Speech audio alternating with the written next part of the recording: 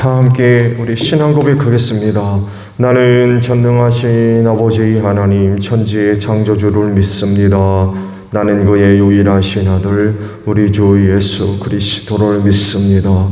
그는 성령으로 잉태되어 동정녀 마리아에게서 나시고 본디오 빌라도에게 고난을 받아 십자가에 못 박혀 죽으시고 장사된 지 사흘 만에 죽은 자 가운데서 다시 살아나셨으며 하늘에 오르시어 전능하신 아버지 하나님 우편에 앉아 계시다가 거기로부터 살아있는 자와 죽은 자를 심판하러 오십니다. 나는 성령을 믿으며 거룩한 공교회와 성도의 교제와 죄를 용서받는 것과 몸의 부활과 영생을 믿습니다. 아멘. 찬송가 407장 우리 부르시고 말씀을 봅니다. 407장입니다.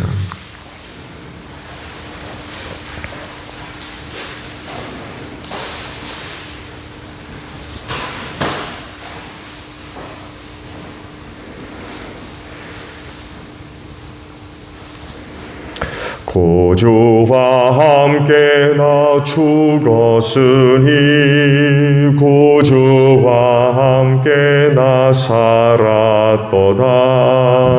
영광의 그날에 이르도록 언제나 주만 바라봅니다.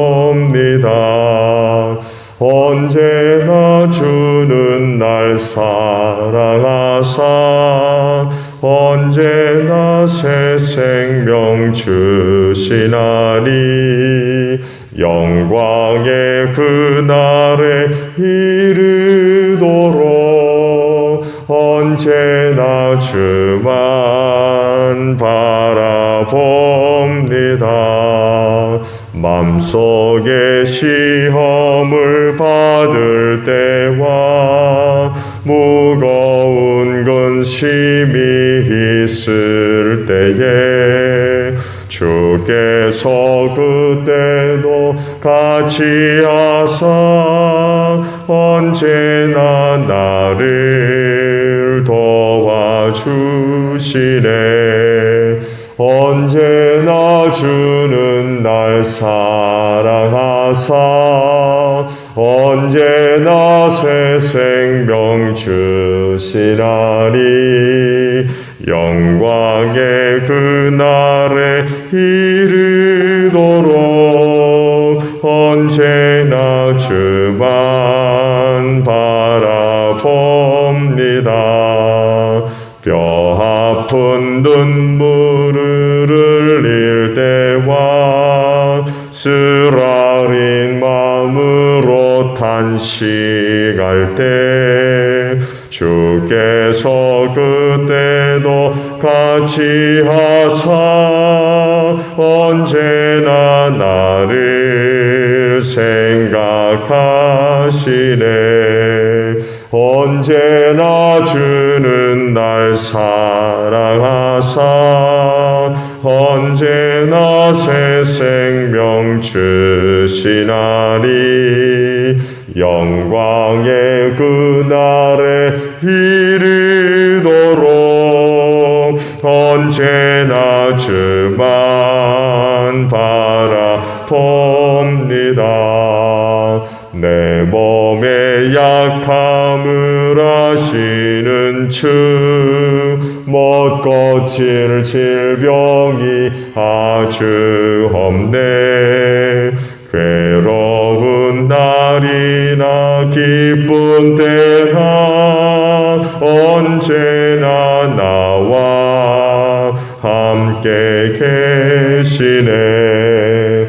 언제나 주는 날 사랑하사 언제나 새 생명 주시나니 영광의 그날에 이르도록 언제나 주만 바라봅니다. 아멘. 출애굽기 11장입니다. 1절에서 10절까지 봅니다. 출애굽기 11장 1절로 10절에요. 주님께서 모세에게 말씀하셨다. 내가 이제 바로에게와 이집트 땅 위에 한 가지 재앙을 더 내리겠다. 그렇게 한 다음에야 그가 너희를 여기에서 내보낼 것이다. 그가 너희를 내보낼 때에는 여기에서 너희를 마구 쫓아낼 것이니 이제 너는 백성에게 일러서 남자는 이웃에게 사는 남자에게, 여자는 이웃에 사는 여자에게 은부치와 금부치를 요구하게 하여라. 주님께서 이집트 사람들이 이스라엘 백성에게 호감을 가지게 하시고 또 이집트 땅에서 바로의 신하와 백성이 이 사람 모세를 아주 위대한 인물로 여기게 하겠다. 그래서 모세가 바로에게 말하였다. 주님께서 말씀하셨습니다. 내가 한밤중에 이집트 사람 가운데로 지나갈 것이니 이집트 땅에 있는 처음 난 것이 모두 죽을 것이다. 임금 자리에 앉은 바로의 마다들을 비롯하여 맷돌질하는 몸종의 마다들과 모든 짐승의 맏배가 다 죽을 것이다. 이집트 온 땅에서 이제까지도 없었고 앞으로도 없을 큰 곡성이 들릴 것이다. 그러나 이집트의 개마저 이스라엘 자손을 보고서는 짖지 않을 것이다. 사람뿐 아니라 짐승을 보고서도 짖지 않을 것이다. 이는 나 주가 이집트 사람과 이스라엘 사람을 구별하였다는 것을 너희에게 알리려는 것이다. 이렇게 되면 임금님의 모든 신하가 나에게 와서 내 앞에 엎드려 당신과 당신을 따르는 백성은 모두 나가주시오 하고 사정할 것입니다. 이런 일이 있은 다음에야 내가 여기서 떠나겠습니다. 모세는 매우 화를 내면서 바로 앞에서 나왔다. 주님께서 모세에게 말씀하셨다. 바로가 너희 말을 듣지 않을 것이다. 이것은 내가 아직도 더 많은 이적을 이집트 땅에서 나타내 보여야 하기 때문이다. 모세와 아론이 바로 앞에서 이 모든 이적을 행하였다. 그러나 주님께서 바로의 고집을 꺾지 않으셨으므로 바로가 그 땅에서 이스라엘 자손을 내보내지 않았다. 아멘. 오늘은요 3절에 있는 말씀을 함께 나누고자 합니다. 주님께서 이집트 사람들이 이스라엘 자손의 첫 백성에게 호감을 가지게 하시고 또 이집트 땅에서 바로의 신하와 백성이 이 사람 모세를 아주 위대한 인물로 여기게 하셨다라는 말씀입니다. 모든 사람들은 아니지만 많은 사람들이 자신의 그 사회적 위치와 혹은 사회에서의 그 역할에 대해서 큰 관심들을 갖고 있어요. 그리고 굉장히 민감하게 반응을 하는 그런 그 모습들이 있습니다. 오래전에 그 알고 지내는 어떤 분으로부터 이런 그 이야기를 들어본 적이 있어요. 사업을 하면서 그 사회에 조금 비중이 있는 사람들이 모여 산악회 하나를 만들었는데 여기에 이제 자기가 가입을 해서 활동을 하게 됐다는 이야기를 합니다. 그러면서 이런저런 그 얘기 가운데 교회 잠깐 일하러 왔는데 자기가 입고 있는 등산 바지를 하나를 이제 이야기를 하더라고요. 나름 이제 이름 있는 메이커 있는 등산 바지라고 하면서 그런 그 얘기를 이제 하더라고요. 이런 것 입고 활동하지 않으면 그 모임에서 완전 무시를 당한다는 거예요. 상대도 하지 않고 그런다는 거예요. 물론 모든 사회적 모임이 다 이런 거는 아니겠죠. 그렇지만 그런 모습을 보여주는 곳이 생각보다 많이 있다는 거예요. 외적으로 보여지는 그 어떤 나의 모습, 이것을 가지고 판단을 한다는 거. 어떤 사람인지. 그래서 그야말로 메이커. 비싼 거죠. 비싼 거. 이런 것 입고 먹고 하는 거 보여주지 못하면 인정받지도 못하고 상대도 해주지 않는다는 거. 그러니까 자기가 좋아하는 그 뭔가를 하기 위해서 모임에 들어가게 되면 그곳에서 자기가 하고 싶은 그 어떤 것을 제대로 하려면 일정 수준의 어떤 모습들이 보여져야 되는 거예요. 그렇지 않으면 웃으면서 그런 얘기를 저한테 들려주더라고요. 이제 그렇게 해야 이제 인정받고 대접받고 같이 있어주고 같이 가주고 만나주고 그러는 거예요. 그리스도인은 누굴까요? 오늘 이 사회 속에서 그리스도인은 어떤 사람들입니까?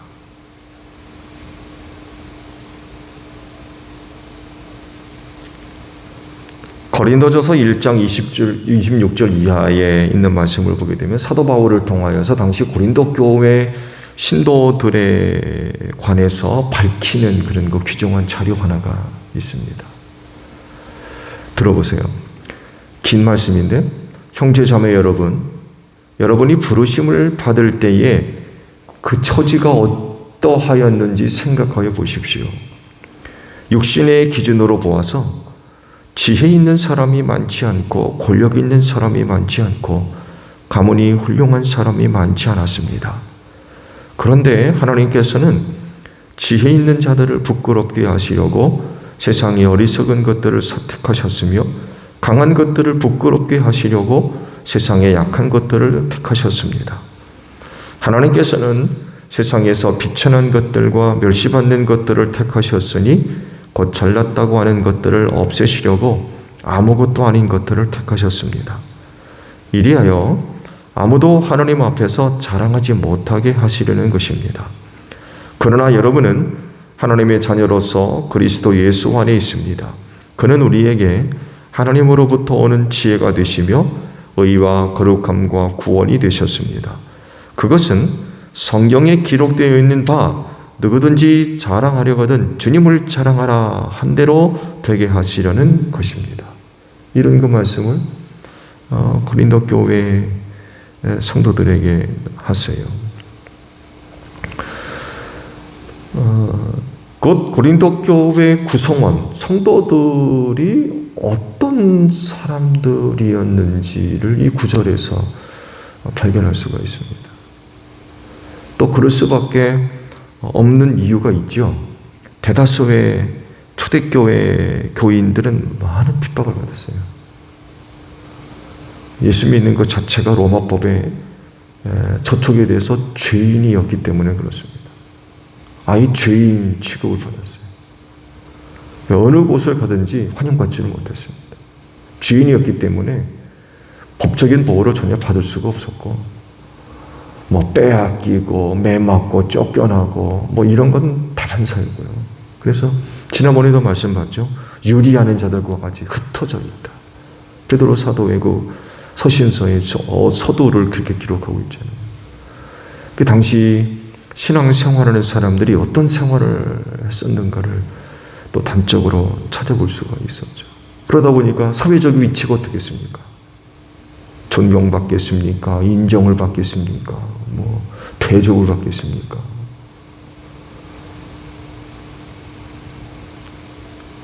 인간다운 대접, 존중 이런 것을 기대할 수가 없었던 거죠. 거의 대부분이 교회 구성원들이 사회적으로 낮은 계층에 속할 수밖에 없는 그런 사람들이었어요. 그런데 놀랍게도 하나님은 이런 사람들을 선택하셨대요. 그렇게 해서 놀랍게도 세상에 이 지혜 있다고 하는 사람들, 강한 사람들을 부끄럽게 하셨다라고 말씀을 하고 있습니다. 하나님이 일하시는 방법이 참 독특해요. 세상과 너무 다르죠. 사람과 너무 달라요. 사람이 하는 방법, 과정 완전히 달라요. 여러분 세상에서 사람 선택하는 거 보세요. 그야말로 잘났다는 사람들 선택합니다. 많이 배우고 또 많은 자격증을 가지고 있고 이런저런 이런 요소들을 많이 찾아요. 근데 하나님이 일하시는 방법은 이와는 정반대라는 거예요. 이렇게 일하시는 하나님이시기 때문에 신앙생활하는 그리스도인들은 사회적 신분이나 그 위치에 대해서 어떤 사람들과 같이 그렇게 민감하게 반응을 하고 목매는 그런 생활들은 취향해야 되지 않겠어요? 더욱이 하늘 영광 바라보고 사는 사람들입니다. 이 땅의 영광을 바라보고 사는 사람들이 아니라 하늘 영광 바라보고 사는 사람들이에요.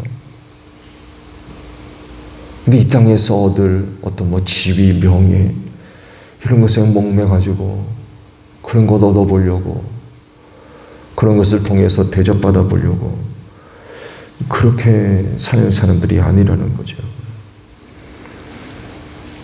말씀을 드린 대로 하늘 영광 바라보고 사는 사람들이기 때문에 세상에서 받는 미움, 핍박, 멸시, 천대 이게 다 감내해내는 거죠. 그러면서도 여전히 신앙생활을 지켜나가는 그런 사람들이 바로 그리스도인들입니다. 초대교회 대부분의 사람들이 이런 사람들이었어요.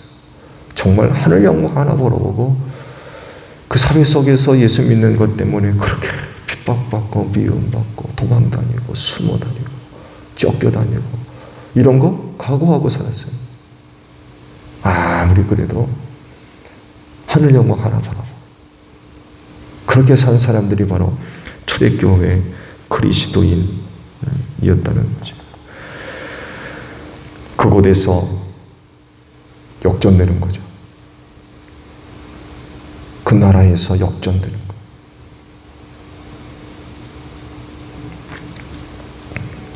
부자와 거지 나사로의 비유의 말씀이 이거를 잘 이야기하잖아요. 이 세상에선 부자는 호의호식하며 자색 옷을 입고 날마다 천취를 보고, 근데 거지 나사로는 부자상에서 떨어지는 부스러기 먹고 자 비참한 그런 것. 하늘나라에서 완전히 역전돼 버렸어요. 오늘 주신 말씀에서도 이런 내용을 찾아볼 수 있죠. 앞서 언젠가 말씀을 드린 대로 이집트에서 히브리인들은 멸시와 천대를 받은 사람들이었어요.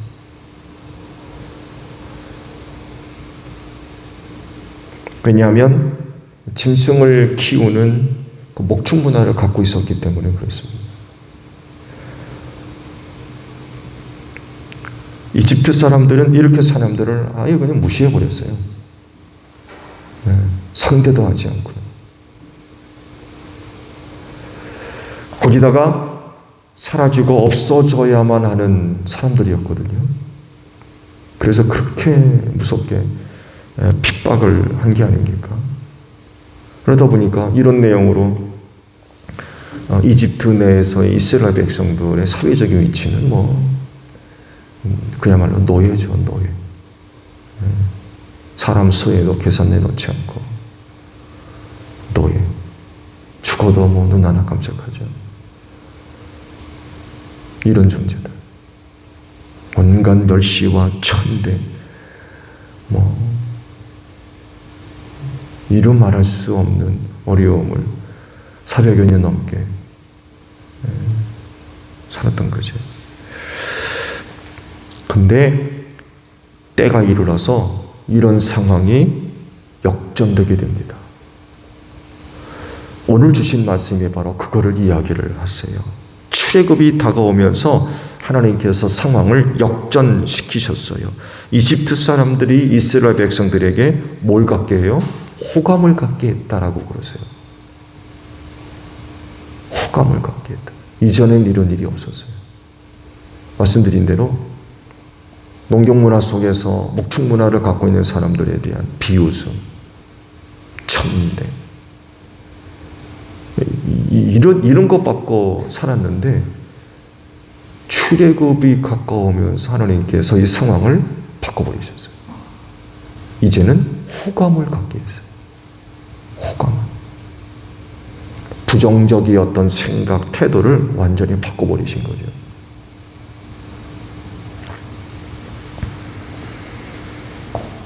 과거와 판이하게 달라진 상황이 지금 벌어지게 된 거예요. 하루아침에. 그리고 모세를 아주 위대한 인물로 여기게 만드셨고요. 그래서 이런 변화는요, 이스라엘이 출애굽을 할 때 보상받게 하십니다.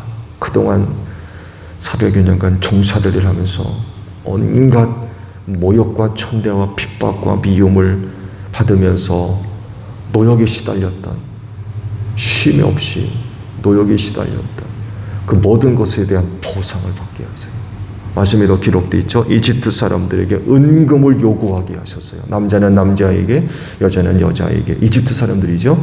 너희가 나갈 때에 남자는 이집트 사람 남자에게, 또 여자는 이집트 사람 여자에게 은금을 요구해라. 은과 금을 요구해라.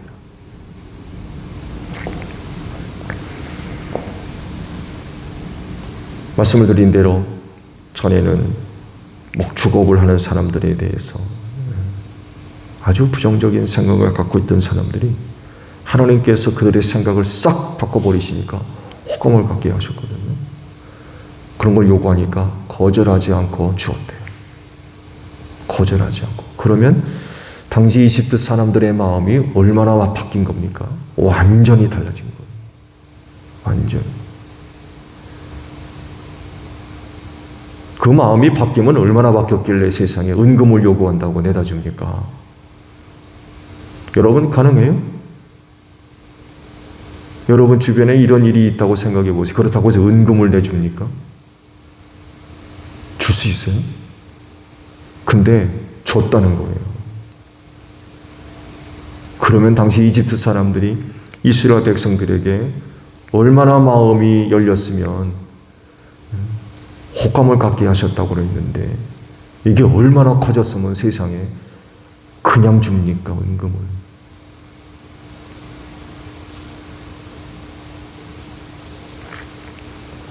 이것 갖고 출애굽하게 하셨어요. 부자 되게 하신 거죠.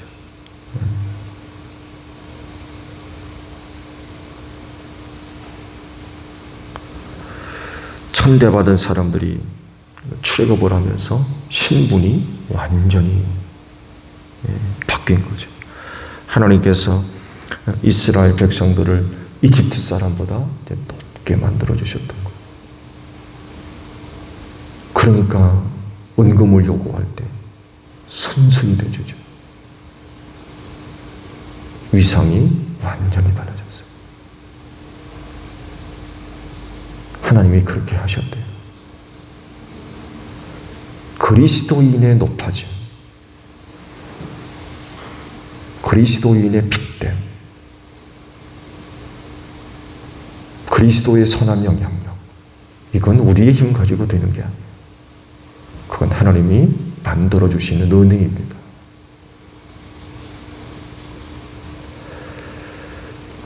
이집트에서 이스라엘 백성들을 높여 은금 갖고 출애굽하게 하셨듯이 하나님께서 당신이 사랑하시는 자들을 높여주십니다.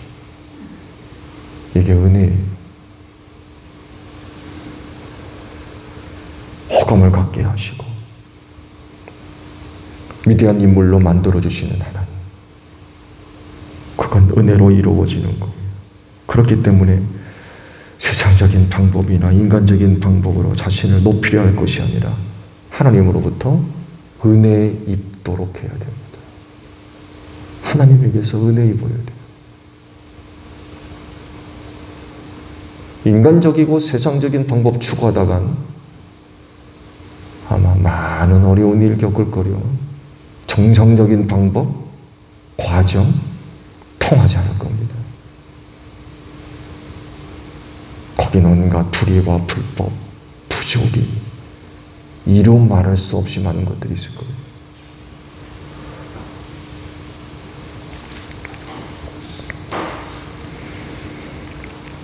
하나님이 높여주시는 은혜, 이런 은혜를 입어야 돼요.